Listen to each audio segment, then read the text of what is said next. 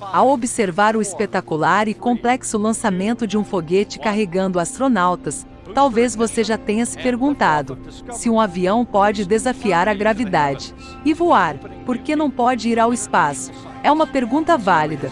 O que o impede de subir um pouco mais e chegar à Estação Espacial Internacional, que está a apenas 400 quilômetros de nós? Aviões comerciais que transportam milhões de passageiros anualmente voam a altitudes que podem chegar a 12 quilômetros, como é o caso dos jatos de passageiros da Boeing e Airbus.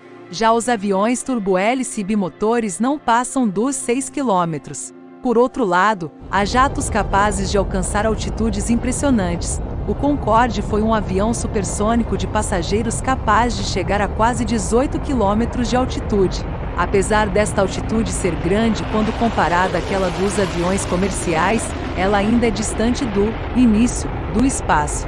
De forma geral, os cientistas consideram que o espaço começa a partir da chamada linha de Kármán, uma fronteira imaginária que fica a 100 km de altitude, e os aviões comerciais comuns não podem nem se aproximar dela por dois motivos principais: o combustível e seu design.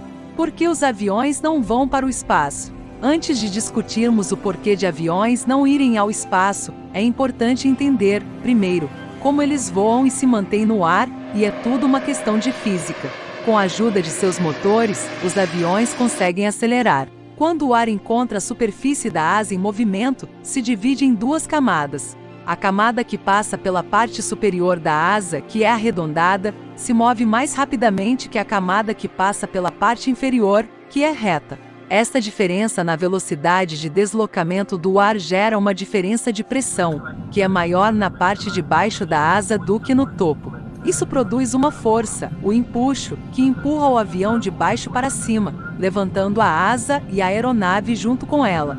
Agora, considere que o ar em grandes altitudes é rarefeito, ou seja, quanto mais alto você está, menos moléculas dos gases que o compõem, entre eles o oxigênio, existem em um certo espaço. Isso gera dois problemas. Com menos oxigênio, é mais difícil queimar o combustível para o motor, que é necessário para manter o avião em movimento. Além disso, há menos moléculas para segurar o avião lá em cima. Uma forma de compensar isso seria aumentar a velocidade, mas isso exige melhor queima do combustível, que exige mais oxigênio. Entendeu o problema? Se um avião comercial subir acima de um teto de altitude, seu motor vai apagar. Sua velocidade vai reduzir, não haverá empuxo suficiente para mantê-lo no ar e ele vai cair. Também temos que levar em conta a gravidade terrestre, com aceleração de aproximadamente 9,8 metros por segundo ao quadrado. Isso significa que a velocidade de um objeto em queda aumenta 9,8 metros por segundo a cada segundo. Para escapar dela e entrar em órbita, os aviões comerciais teriam que viajar a uma velocidade de quase 40.000 km/h. Só que as aeronaves comerciais chegam a velocidades bem menores. Durante a decolagem, por exemplo, um avião comercial viaja até 280 km/h. Já na chamada etapa de cruzeiro, momento em que a aeronave voa entre 9.100 e 12.400 metros de altitude, a velocidade pode chegar a 850 km/h. Por outro lado, há aviões que podem ir bem além desta velocidade, um deles é o Lockheed SR-71 Blackbird, avião militar capaz de passar facilmente dos 3.500 km/h, sendo, portanto, um dos mais rápidos do mundo.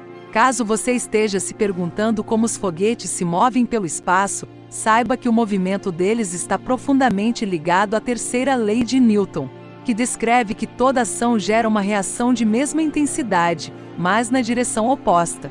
Este princípio é aplicado nos foguetes desde a etapa do lançamento, em que os propulsores são acionados e empurram gases para fora. Estes, por sua vez, empurram o foguete de volta, movendo-o para cima.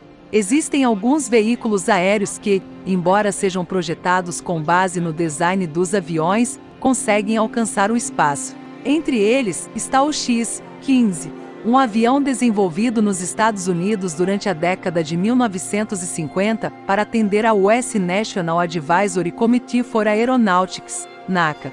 instituição que antecedeu a atual NASA. O primeiro voo do X-15 aconteceu em 1959. E em 1963 uma destas aeronaves atingiu 100 km de altitude, ou seja, chegou oficialmente ao espaço. O X-15 ajudou a encurtar a distância entre os voos tripulados na atmosfera e trouxe lições importantes para o programa espacial dos Estados Unidos. Parte delas foram colocadas em prática no programa dos ônibus espaciais, sistemas compostos por 3 partes principais. Uma delas era o orbitador, componente parecido com um avião, que abrigava os astronautas. As demais eram o tanque externo laranja e os propulsores sólidos, parecidos com 2 foguetes finos. Os ônibus espaciais eram lançados na vertical como foguetes, e os propulsores e motores do orbitador ajudavam o sistema a deixar a Terra. 2 minutos após o lançamento, o orbitador era liberado dos propulsores, que voltavam e caíam no oceano para serem usados novamente. Já o tanque era liberado somente após consumir todo o combustível, sendo queimado na atmosfera. Após o fim das missões, os orbitadores retornavam para a Terra planando como aviões e pousavam em pistas de pouso convencionais.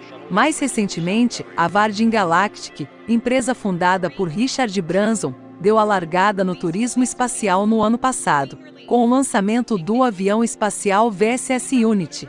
Durante o voo inaugural, Branson e outros tripulantes viajaram a bordo do avião, que foi levado até uma altitude de aproximadamente 13 km pela nave-mãe VMS Eve. Depois, o VSS Unity foi solto e acionou seus motores de foguete, chegando a 3 vezes a velocidade do som e a quase 85 km de altitude. Para complementar sua pesquisa, veja também outros artigos de astronomia. Deixe seu like, se inscreva no canal e até a próxima!